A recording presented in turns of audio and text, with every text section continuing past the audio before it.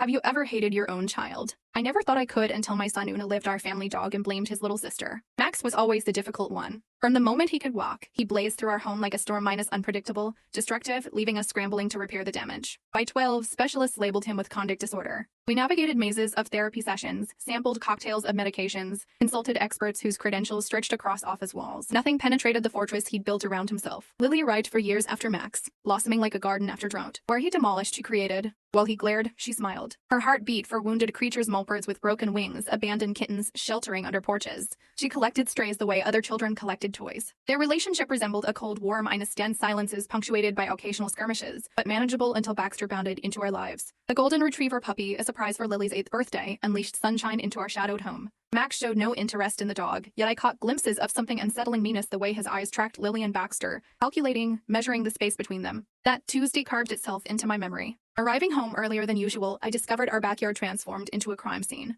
Baxter lay motionless on the ground, his neck twisted at an impossible angle. Lily's sobs echoed through the house like a broken alarm. Meanwhile, Max sat at the kitchen table, pencil scratching paper, homework spread before him, and touched by the tragedy unfolding around him. Lily snapped when Baxter chewed her stuffed animal, he explained without lifting his gaze. She lured him to the deck and shoved him down the stairs. I witnessed everything. Lily's denials crashed against his story like waves against stone. She insisted she'd been next door at her friend's house when it happened. Max had answers prepared like ammunition. How Lily returned early, hauled Baxter to the stairs, pushed him in a fit of rage. I sided with my son. The confession pounds in my chest. I believed him. The following months unraveled our family like a sweater caught on a nail. Lily retreated into herself, her bed sheets wet each morning. School reports detailed her plummeting grades and disturbing artwork. Therapy sessions yielded a heartbreaking development. She began questioning her own memories. Maybe I did hurt Baxter and can't remember, she whispered once, her voice small as a mouse. My husband and I battled nightly. He stood firmly with Lily while I defended Max. He's finally showing improvement, I'd insist. His therapist notes progress. What reason would he have to fabricate this? Then came the neighbor's security footage, unmistakable. The timestamp right to 17.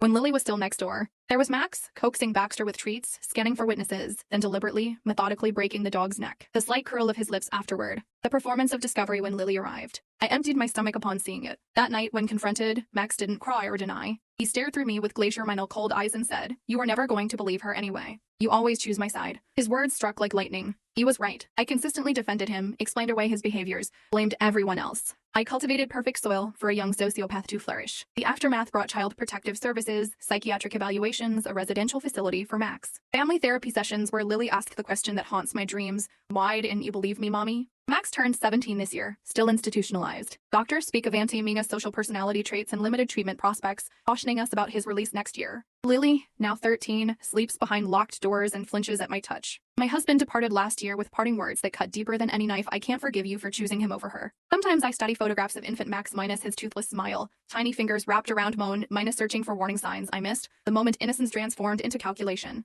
And yes, in the darkest corners of night, I hate him. Not the baby I once cradled, but the stranger he became. I hate what he did to Baxter, to Lily, to our family. But mostly, I hate the mother who failed both children in completely different ways.